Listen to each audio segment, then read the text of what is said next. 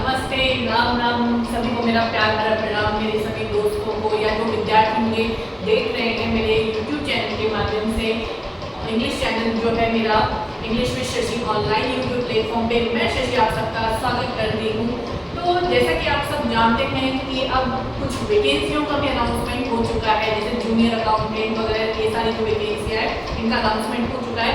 और देखिए, इंग्लिश एक ऐसा सब्जेक्ट है जो आप कोई भी कॉम्पिटिटिव एग्जाम्स की तैयारी कर रहे हैं या आप कोई भी जॉब कर रहे हैं, ये क्योंकि इंग्लिश एक लैंग्वेज है, इसका इम्पोर्टेंस कभी ख़त्म नहीं होने वाला है। तो मेरे साथ बने रहिए, मैं बिल्कुल इंग्लिश आपको वैसे ही सिखाऊंगी जैसा आप सब अपनी मदर टंग को सीखते हैं।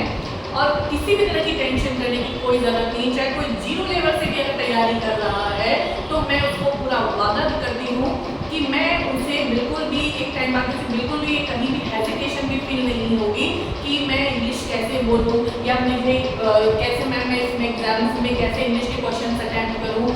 तो मेरे जो वीडियोस हैं वो चाहे बेसिक लेवल से तैयारी कर रहे हो या कोई भी आगे कॉम्पिटिटिव एग्जाम्स की आप तैयारी करना चाह रहे हो, सभी मेरे साथ बने रहिए और ज़्यादा से ज़्यादा लाइक, शेयर और सब्सक्राइब करिए अपने परिवार वालों के साथ, अपने दोस्तों के साथ या जो भी तैयारी कर रहा है उनके साथ। तो देखिए स्टूडेंट्स, हम जो है मैं आपके सामने जो है वोकैबुलरी की सीरीज मैंने स्टार्ट कर रखी है और मैं जो सबसे इंग्लिश का बेसिक टॉपिक होता है जो टेंस है वो मैं आपको पढ़ा रही हूँ। देखिए, टेंस का जो मैं यहाँ आपको अभी जो स्टार्ट कर रही हूँ वो है उसका बेसिक फॉर्मेशन, बेसिक कॉन्सेप्ट, बिल्कुल एकदम कहते हैं ना बिल्कुल सरल भाषा में। जो जीरो से भी स्टार्ट कर रहा है ना उसको भी समझ में आएगा। बाद में जब मैं इसको रिवाइज करूँगी तब मैं इसको जो है एडवांस लेवल पे समझाऊंगी कि टेंस को पहले हम बिल्कुल एकदम कहते हैं ना बेसिक जो जीरो लेवल बोलते हैं कि टेंस जिसको नहीं भी आता है जहाँ से शुरू करना है वहाँ से मैं बिल्कुल आपको एकदम जो है अपनी लाइक एकदम नॉर्मल लैंग्वेज की तरह बिल्कुल जो होती है इंग्लिश पढ़ा रही हूँ। अभी यहाँ पर हम बिल्कुल पहले अपने बेसिक्स क्लियर करेंगे, उसके बाद हम धीरे धीरे जो है आगे बढ़ते चलेंगे।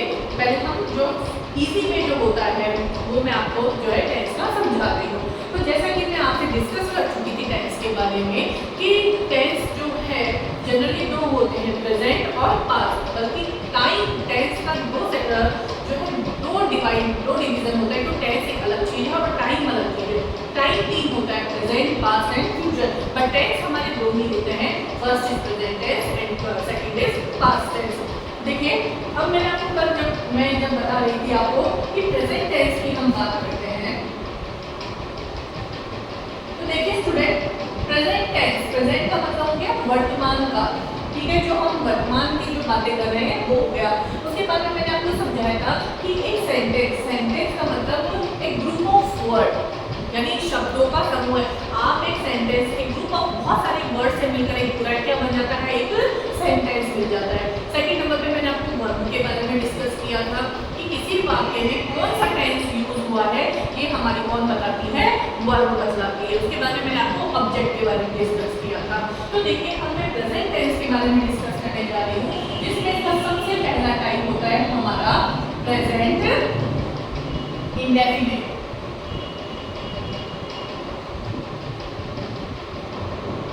Present indefinite. दूसरा हमारे पास होता है प्रेजेंट कंटीन्यूअस। तीसरा हमारे पास होता है प्रेजेंट परफेक्ट। Present perfect. चौथा होता है हमारे पास प्रेजेंट परफेक्ट कंटीन्यूअस।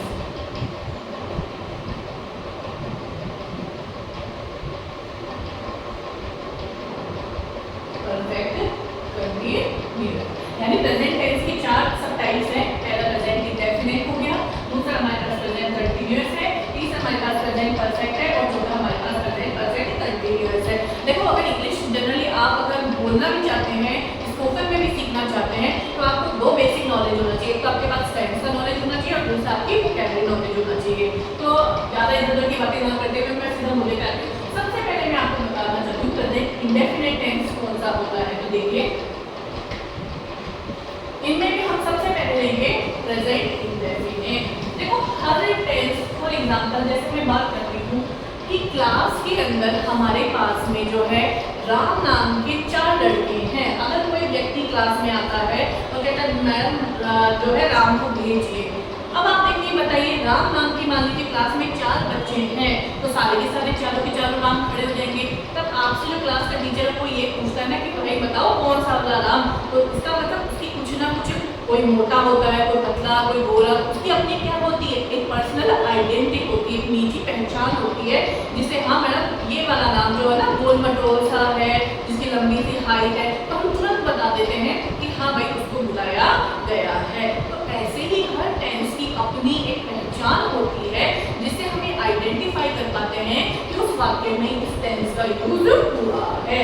तो प्रेजेंट इंडेफिनिट को जैसे देखो, अगर मैं हिंदी की बात करती हूँ तो वाक्य के अंत में क्या आता है, ता है, टी है, वह ए है, होता है, ठीक है, होता है, ठीक है। जैसे एग्जाम्पल, वह स्कूल जाता है, एक वाक्य तो मैंने ये लिखा वह स्कूल जाता है, दूसरा मैंने लिखा वह स्कूल जा रहा है। 2 सेंटेंस है लेकिन दोनों को बनाने का तरीका अलग है। वो आपको किस चीज से पता चला, क्योंकि एक के अंदर क्या है, ता है, और एक में क्या है, रहा है, रही है, रहे हैं होता है। तो दोनों को बनाने का तरीका भी अपना अपना एक अलग होगा।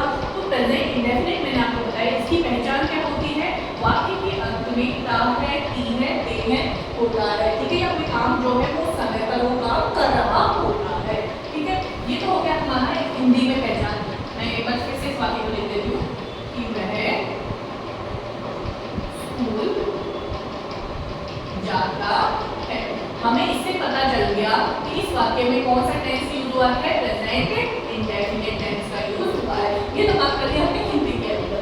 अब हम बात करें कि इंग्लिश में इसको बनाने का तरीका क्या है। तो देखो, सबसे पहले बनाने का तरीका मैंने उस दिन क्या आपसे डिस्कस किया था, सबसे पहले हम लाते हैं सब्जेक्ट, काम को करने वाला, यानी जिसके बारे में जो है बात की जा रही है, चाहे वो कोई वस्तु हो या कोई थिंग हो, जिसके बारे में हम चर्चा कर रहे हैं, बात कर रहे हैं, वो हो गया हमारा सब्जेक्ट, काम को करने वाला, ठीक है। अब सब्जेक्ट में जैसे हम बात करते हैं, एक होता है फर्स्ट पर्सन। फर्स्ट पर्सन में कौन आते हैं, आई और वी, ये तो है फर्स्ट पर्सन, ठीक है। सेकंड पर्सन ये होता है हमारे पास यू, और थर्ड पर्सन जैसे हो गया ही, शी, इट, दिस, दैट, या किसी व्यक्ति का नाम, ये हो गए हमारे थर्ड पर्सन, ठीक है। तो सबसे पहले तो हम लाते हैं सब्जेक्ट। सब्जेक्ट 2 होते हैं, या तो सिंगुलर एक वचन और प्लूरल बहुवचन। ये तो आपको नाम से पता है, सिंगुलर एक वचन यानी जिसके बारे में जो चीज एक है, हम एक की बात करते हैं, वो हो गया हमारा सिंगुलर। एक से ज्यादा होते ही वो हमारे पास में क्या हो जाता है, प्लूरल, एक बहुवचन हो गया, ठीक है।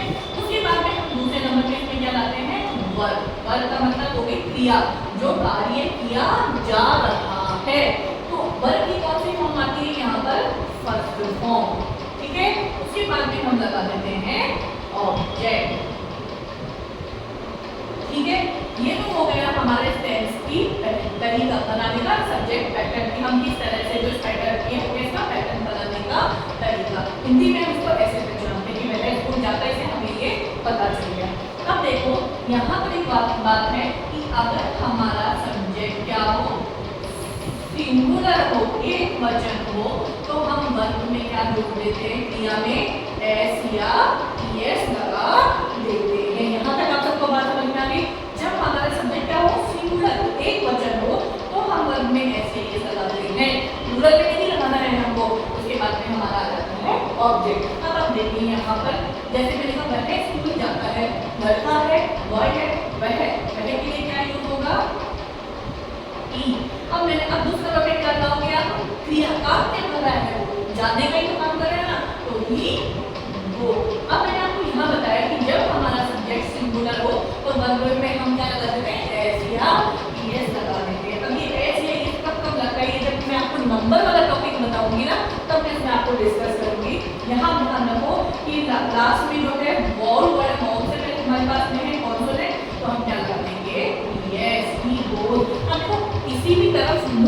जब भी हम किसी साइड जाते हैं, जैसे तुम बोलो वह बाजार जाता है, वह हॉस्पिटल जाता है, वह चर्च जाता है, वह मंदिर जाता है, तो जिस और हम गति करते हैं वहाँ पे हम प्रेपोजिशन लगा देते हैं।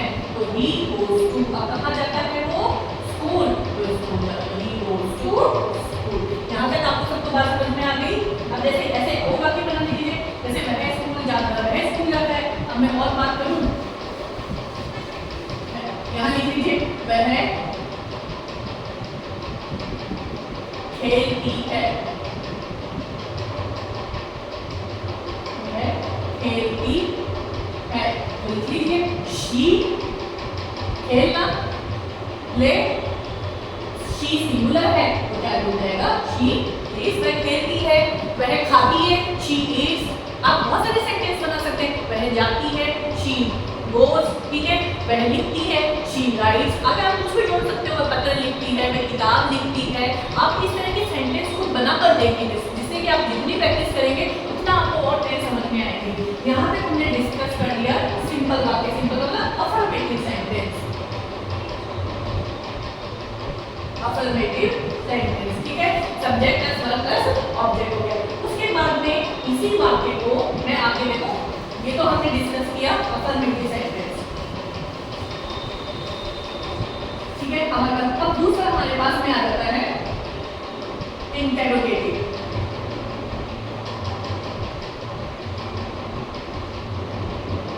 इंटेरोगेटिव सेंटेंस, ठीक है। इंटेरोगेटिव सेंटेंस का वही पैटर्न सबसे पहले जो मैंने आपको कल भी प्रीवियस क्लास में भी समझाया था कि जब वाक्य इंटेरोगेटिव होता है तो वाक्य किससे शुरू हो रहा है? प्रश्नवाचक वाक्य शुरू होता है। तो उसमें हम सबसे पहले क्या लगा देते हैं? हेल्पिंग वर्ब को हम पहले लेके आ जाएंगे। तो हमारे पास हेल्पिंग वर्ब, जैसे यहाँ पे मैंने आपको बताया कि इस वाक्य के अंदर प्रेजेंट इंडेफिनिट टेंस में अफर्मेटिव वर्ब में, अफर्मेटिव सेंटेंस में जो है हेल्पिंग वर्ब यूज नहीं होती है। इस बात का ध्यान रखना, जब हम सकारात्मक वाक्य बना रहे हैं प्रेजेंट इंडेफिनिट टेंस में, तो हम अफर्मेटिव यूज में जो है हेल्पिंग वर्ब का यूज नहीं करते। लेकिन जब हम इंटेरोगेटिव बना रहे हैं, नेगेटिव बना रहे हैं या इंटेरोगेटिव नेगेटिव बना रहे हैं, WH वर्ड से बना रहे हैं, तब हम हेल्पिंग वर्ब का यूज करते हैं। तो देखिए जितने भी वाक्य यहाँ पे मैं सुना दिया, आपको और चीज समझ में आ जाए, इसके लिए सबसे पहले मैंने जो अफर्मेटिव वाक्य लिखा था कि वह, या मैंने हिंदी में लिखा वह, अब इसको देखो मैं चारों पांच तरह से बना के दिखाती हूँ। वह स्कूल,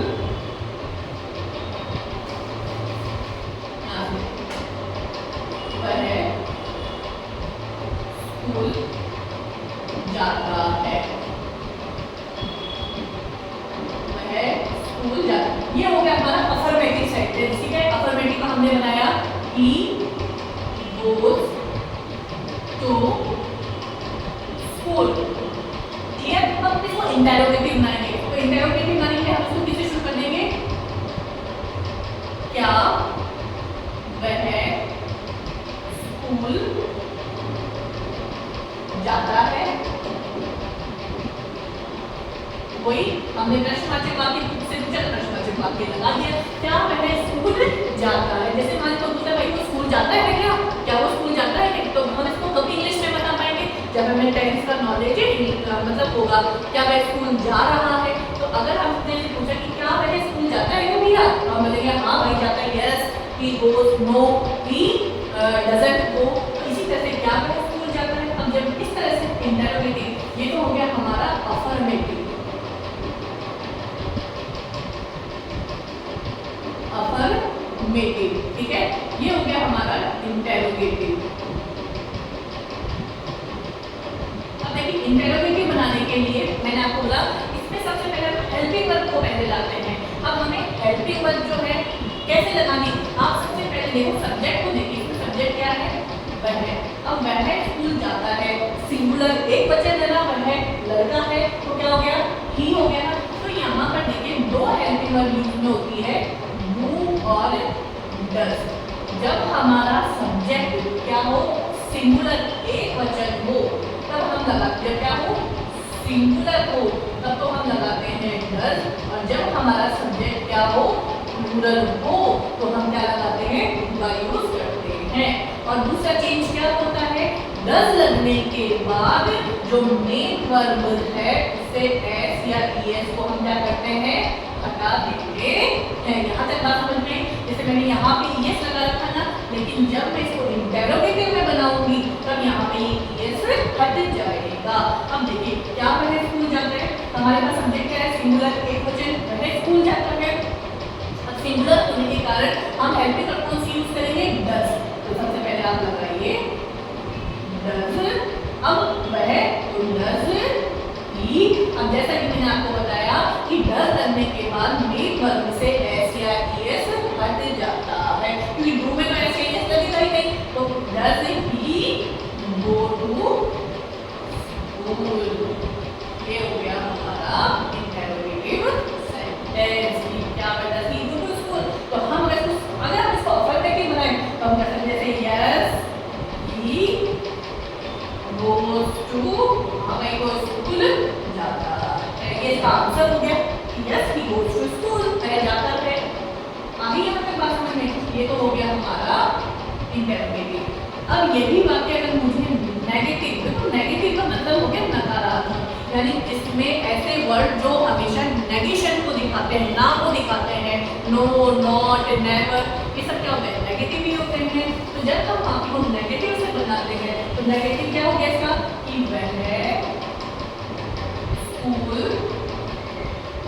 नहीं जाता है, वह स्कूल नहीं जाता है। तो जब हमारे पास नेगेटिव सेंटेंस आता है तो उसको बनाने के लिए हम क्या लगाते हैं, सबसे पहले हम लाते हैं सब्जेक्ट, ठीक है, उसके बाद में हम लाते हैं हेल्पिंग वर्ब, फिर हम लेके आते हैं नॉट, उसके बाद में हमारा जो मुख्य वर्ब, जो मेन वर्ब है, देखो वर्ब में ये एक तो होती है हेल्पिंग वर्ब और एक होती है मेन वर्ब। देखो नाम से स्पष्ट होता है हेल्प, हेल्प का मतलब मदद करना, ऐसी क्रिया जो मुख्य क्रिया की क्या करती है, सहायता करती है, वो क्या होती है, सहायक क्रिया हो गई। तो देखो यहाँ आ गया मेन वर्ब, उसके बाद में हमारा जो वाक्य है जो भी बच गया ऑब्जेक्ट वैसा वैसा आ जाएगा।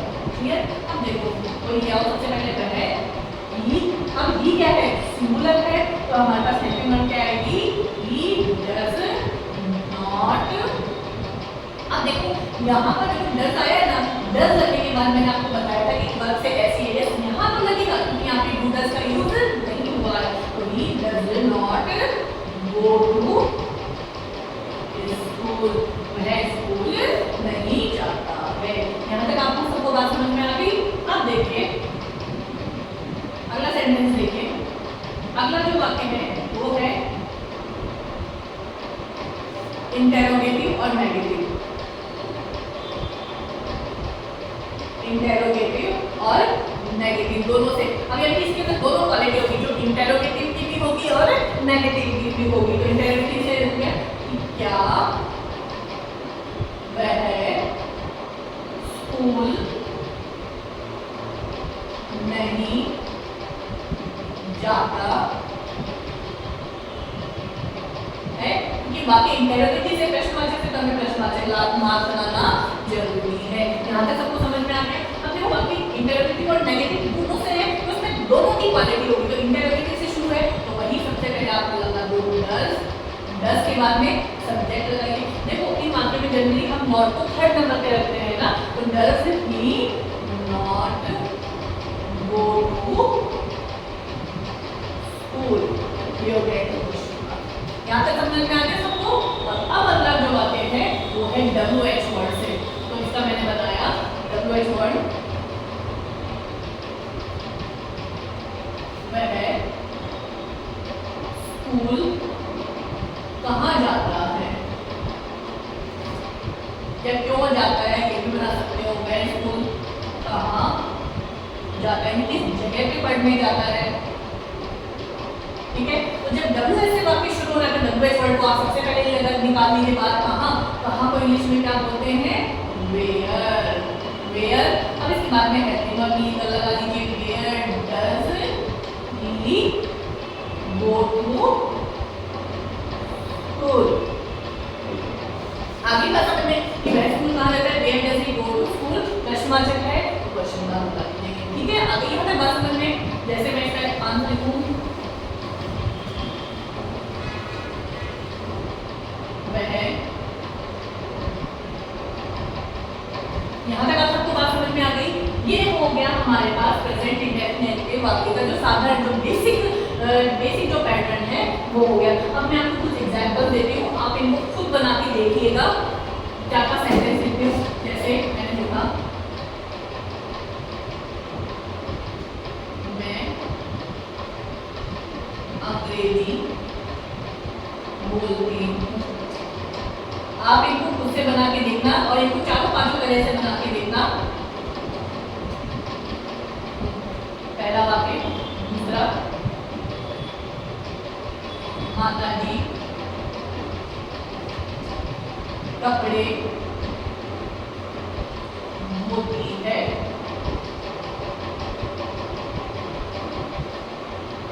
थर्ड, बच्चे बगीचे में खेलते हैं।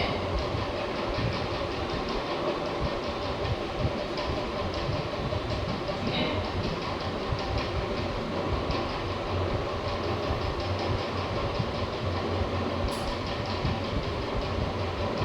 सीता और गीता गाना गाती है। हम रोजाना घूमने जाते हैं। आप इनका जो है इंग्लिश ट्रांसलेशन करके इन सेंटेंसेस का जो है बनाइएगा और इनके पांचों इनका अफर्मेटिव बनाइए, नेगेटिव बनाइए, इंटरोगेटिव बनाइए, इंटरोगेटिव नेगेटिव बनाइए और डब्ल्यूएच वर्ड से इनसे वाक्य बनाइए। जस्ट मैं सिंपल आपको तीन चार जो है एग्जांपल्स दिए हैं। यहाँ तक आप सबको बात समझ में आ गई होगी, मैं उम्मीद करती हूँ। अब आगे देखिए, और कहाँ प्रेजेंट इंडेफिनिट टेंस का यूज होता है और भी कई जगह जो है इसका यूज होता है।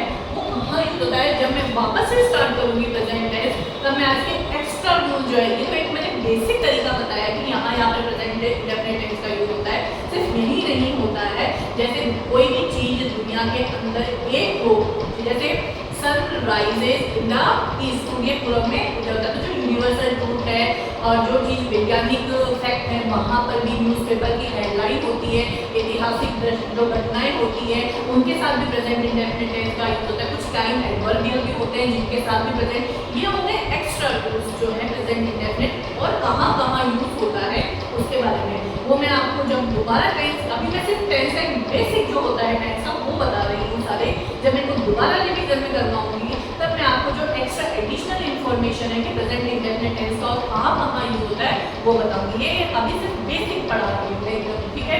ये होगी हमारी प्रेजेंट इंडेफिनिट की बात होगी। अब देखिए, अब हम दूसरा यूज करते हैं प्रेजेंट।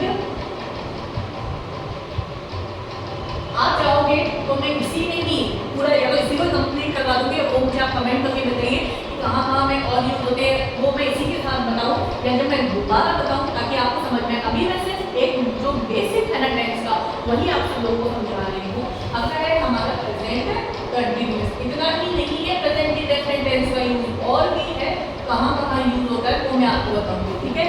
अब है प्रेजेंट कंटिन्यूअस टेंस। तो प्रेजेंट कंटिन्यूअस जो टेंस है इसको हम कैसे पहचानते हैं? इंडेफिनिट तो हमने कहा है, ती है, ते है, ये काम जैसे वह स्कूल जाता है, वह खेलता है, वह घूमने जाता है, वह कहानियाँ लिखता है, तो इससे हमें पता चला। अब कंटिन्यूअस देखो, आप कंटिन्यू का मतलब होता है जारी रहना। कंटिन्यू का मतलब काम करते हैं, ये काम आपको कंटिन्यू करना है, कंटिन्यू का मतलब जारी रहना। तो इसी से ये कि ऐसा काम जो गोइंग ऑन है, जो जारी है, कंटिन्यूअस है, वो सारे के सारे उसमें कौन सा टेंस होता है? प्रेजेंट कंटिन्यूअस का होता है। इसको कैसे पहचानते हैं हम? बाकी क्या में क्या आता है? रहा है, रही है, रहे हैं, होता है, ठीक है। ये हो गया हमारा प्रेजेंट कंटिन्यूअस टेंस। इसको बनाने का तरीका क्या होता है? सबसे पहले हम लेके आते हैं सब्जेक्ट, उसके बाद में हमारे पास यहाँ हेल्पिंग वर्ब आती है इज, एम, आर, ये सारे क्रियाएं हैं। उसके बाद में जो है मुख्य वर्ग में क्या आता है? ing plus object. यहाँ तक आप सबको समझ में आ गया। ये हो गया इसको बनाने का तरीका। सबसे पहले हम सब्जेक्ट इसे हमारा प्लस वर्ब में ing प्लस ऑब्जेक्ट है, ठीक है। इसका यूज कहाँ होता है? इसका प्रयोग होता है एक वचन, जब हमारा सब्जेक्ट क्या हो, सिंगुलर हो, एक वचन हो, तब हम कौन सी हेल्पिंग वर्ब लगाते हैं? इसका प्रयोग करते हैं। एम किसके साथ आता है? आई के साथ, केवल और केवल आई के साथ आता है। आई का मतलब मैं, और आर किसके साथ आएगा? प्लूरल यानी बहुवचन के साथ है। सिंगुलर के साथ इस, आई के साथ एम और प्लूरल के साथ आर आएगा। और मेन वर्ब में हम क्या जोड़ देते हैं? आईएनजी लगा देते हैं। यहाँ तक समझ में आ गया? अब देखिए जैसे मैं एक वाक्य बनाती हूँ, हम अंग्रेजी सीख रहे हैं। हम अंग्रेजी सीख रहे हैं। अब इसका मतलब बना के देखिए, हमको इंग्लिश में क्या बोलते हैं? वी। अब वी कौन सा पर्सन है? प्लूरल है। वी क्या है? प्लूरल में आता है, तो प्लूरल के कारण कौन सी हेल्पिंग वर्ब आएगी? आर। अब सीखना को इंग्लिश में क्या बोलते हैं? अब आपको सीखना का इंग्लिश में वोकैबुलरी पता होगी कि भाई सीखना को क्या बोलते हैं, तभी तो आप यहाँ पे लिख पाओगे कि क्या होता है। पहले हिंदी है रीड, रीड का मतलब तो क्या हो गया? पढ़ना। अब सीखना को क्या बोलते हैं? लर्न, LEAR, लर्न का मतलब सीखना। अब हमें मेन वर्ब में आईएनजी लगाना है, तो ये हो गया लर्निंग। और अब क्या सीख रहे हैं? अंग्रेजी सीख रहे हैं, तो वी आर लर्निंग इंग्लिश। हम अंग्रेजी सीखते हैं। अब देखिए जब मैंने आपको टेंस पढ़ाना शुरू किया था, उस समय मैंने आपको यही बताया था कि किसी वाक्य में कौन सा टेंस यूज हुआ है, ये तो नाम के सब्जेक्ट से पता चलता है। ना ऑब्जेक्ट हमें कौन बताती है? वर्ब बतलाती है कि कौन सा टेंस का यूज हुआ है। तो हमें जहाँ आईएनजी लगा है, तभी तो हमें पता चला है इस टेंस में कौन सा यूज हुआ है? प्रेजेंट कंटीन्यूअस टेंस का यूज हुआ है। अब इसी बात को आप इंडेफिनिट में बना के देख लीजिए। जैसे इंडेफिनिट में क्या हो जाएगा? हम अंग्रेजी सीखते हैं। हम अंग्रेजी सीखते हैं। अब देखिए, अब ये कब तक बता पाओगे? जब आपको प्रेजेंट इंडेफिनिट टेंस का नॉलेज होगा। अंत में क्या है? ठीक है, बता दीजिए। अब क्या सीखना? मुख्य काम क्या? सीखना, लर्न। अब हम इसमें एस क्यों नहीं लगाएंगे? क्योंकि हमारा सब्जेक्ट क्या है? प्लूरल है। तो वी लर्न इंग्लिश। ये देखिए आगे आ रहा है समझ में? ये हो गया हमारा, अब ये हो गया हमारा इसका tense, subject plus plus plus object. अब अगर ये तो हो गया हमारा वही अफर्मेटिव सेंटेंस का पैटर्न। अब हम इसको इंटेरोगेटिव लाते हैं, तो इंटेरोगेटिव लाने के लिए सबसे पहले इसमें हेल्पिंग वर्ब आर है, पहले ले आइए। तो क्या हो जाएगा? Are we learn. क्या हम अंग्रेजी सीख रहे हैं? यस, हम अंग्रेजी सीख रहे हैं। Are we learning English. क्या हम अंग्रेजी सीख रहे हैं? और अब नॉट से बताऊं तो नॉट से हो जाएगा नॉट। देखो इसकी जैसे अगर कॉन्ट्रैक्ट फॉर्म लिखा जाए, कॉन्ट्रैक्ट का मतलब है इसको छोटी करना, तो इसको आरएफ पे भी लिख सकते हो, वी आरएफ, ठीक है। Learning English. ये हो गया नेगेटिव। और ऐसे बनाएंगे इंटरोगेटिव और नेगेटिव, तो क्या हो जाएगा?